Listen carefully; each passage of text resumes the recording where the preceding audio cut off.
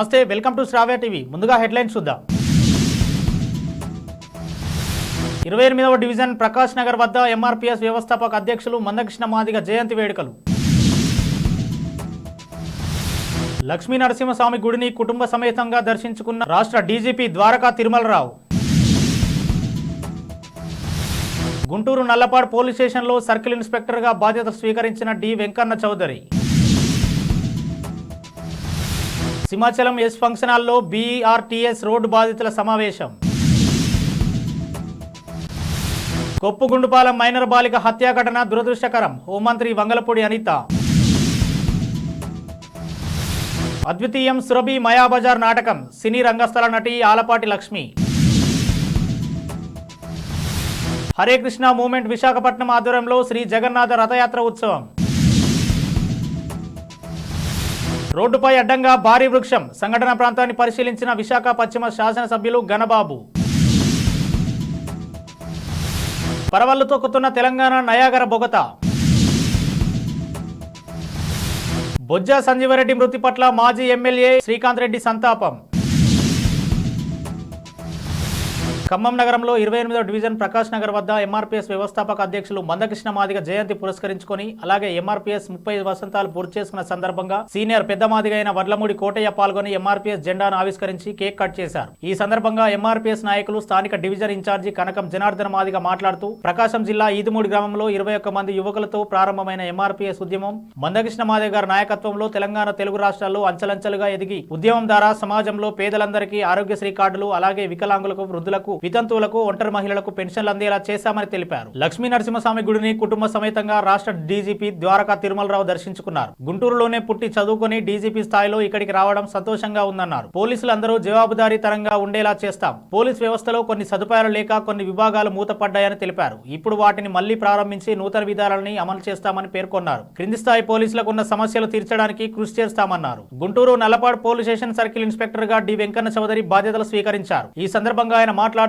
అసాంఘిక కార్యకలాపాలు కొనసాగిస్తే కఠిన చర్యలు తీసుకుంటామని, పేకాట, గంజాయి, బహిరంగ మద్యం సేవించడంపై ప్రత్యేక దృష్టి పెట్టామని తెలిపారు. బాధ్యతలు తీసుకున్న వెంటనే వైన్ షాపుల వద్దకు వెళ్లి మద్యం ప్రియులకు కౌన్సిలింగ్ ఇచ్చారు. బీఆర్టీఎస్ రోడ్డు బాధితుల సమావేశాన్ని సింహాచలం ఎస్ ఫంక్షన్ హాల్లో ఉదయం 11 గంటల నుంచి 1 గంట వరకు నిర్వహించారు. ఈ సమావేశానికి బాధితులు పెద్ద ఎత్తున హాజరయ్యారు. తమ బాధలు చెప్పుకున్నారు. ఈ సభ చేసిన తీర్మానం ముందుగా కూటమి ప్రభుత్వం నుంచి భీమిలి నియోజకవర్గం ఎమ్మెల్యేగా ఎన్నికైన గంటా శ్రీనివాసరావును కలిసి వైసీపీ ప్రభుత్వం చేసిన అన్యాయాన్ని వివరించాలని తీర్మానం చేశారు. 50% దాటి ఇల్లు కోల్పోయిన వాళ్లకు అందరికీ లేఅవుట్లు వేసి 105 గజాల స్థలం ఇవ్వాలని ఈ సభ తీర్మానం చేసింది.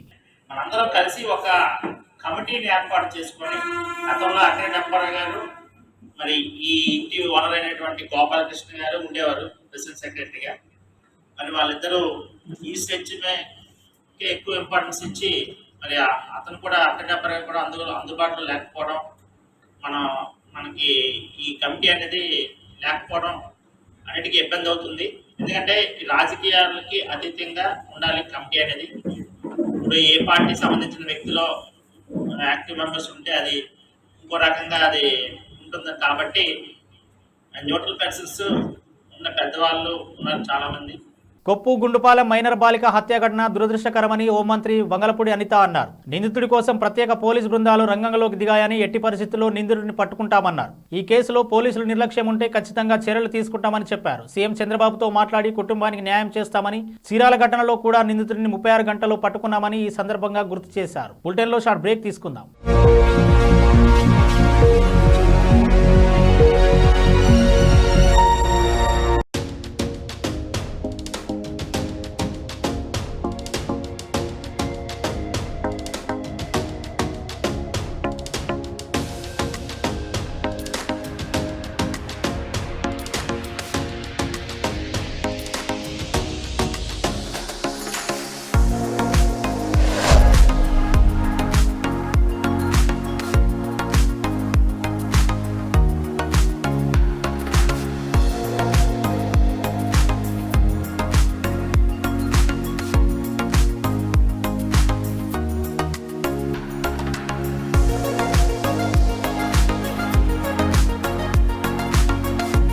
Welcome to Ramesh Dental Care. This is Dr. Ramesh, MDS, Conservative Dentist and Endodontist.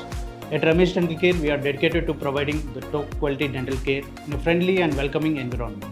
Our team of experienced dentists and staff prioritize your oral health and comfort zone above all else. Services we offer here are routine dental checkups and cleanings, fillings, crowns and bridges, root canal treatments, advanced dental implants, advanced dental laser surgeries, tooth whitening and cosmetic dentistry, orthodontic treatments including braces and invisible aligners.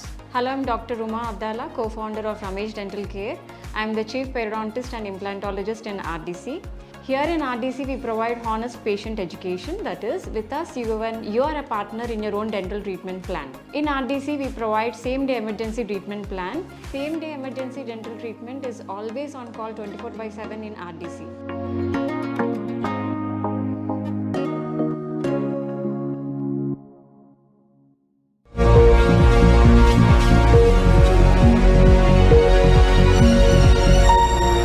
Welcome back. Bhanodaya Natya Mandali Hyderabad సభ్యులు సురభి 140వ వార్షికోత్సవం సందర్భంగా విశాఖపట్నం కళాభారతి ప్రాంగణంలో రంగసాయి నాటక సంఘం ఏర్పాటు చేసిన మాయాబజార్ నాటకం ప్రదర్శన సభా కార్యక్రమంలో సినీ రంగస్థలం నటి ఆలపాటి లక్ష్మి పాల్గొన్నారు. అనంతరం ఆమె మాట్లాడుతూ రంగస్థలంపై సినిమా చూపిన అద్వితీయ ప్రదర్శన మాయాబజార్ నాటకం అని అన్నారు. సురభి కుటుంబీకులకు మాత్రమే చెల్లిన ఇంత గొప్ప సంస్కృతిని విశాఖ ప్రజలకు అందివ్వడంలో కీలక భూమిక వహించిన బాదంగిరి సాయి రుణం తీర్చుకోలేదని ఆమె కొనియాడారు. హరే కృష్ణ మూవ్మెంట్ విశాఖపట్నం ఆధ్వర్యంలో శ్రీ జగన్నాథ రథయాత్ర ఉత్సవాన్ని ఎంవీపీ కాలనీలో గల ఐఐఏఎం కాలేజీ నుండి జూలై 7వ తేదీన అనగా ఆదివారం సాయంత్రం 4:30 ప్రారంభం అవుతుంది. ఈ రథయాత్ర ఐఐఏఎం కాలేజీ నుండి ప్రారంభమై MVP double road, Isukathota, Venkojipalem, గోతి సోన్స్, MVP jewellers, Samata college, Appughar మీదుగా ఐఐఏఎం కాలేజీకి చేరుకుంటుంది. తదనంతరం జగన్నాథ స్వామికి మహామంగళారతి, భక్తులకు మహాప్రసాదం వితరణ జరుగుతుంది.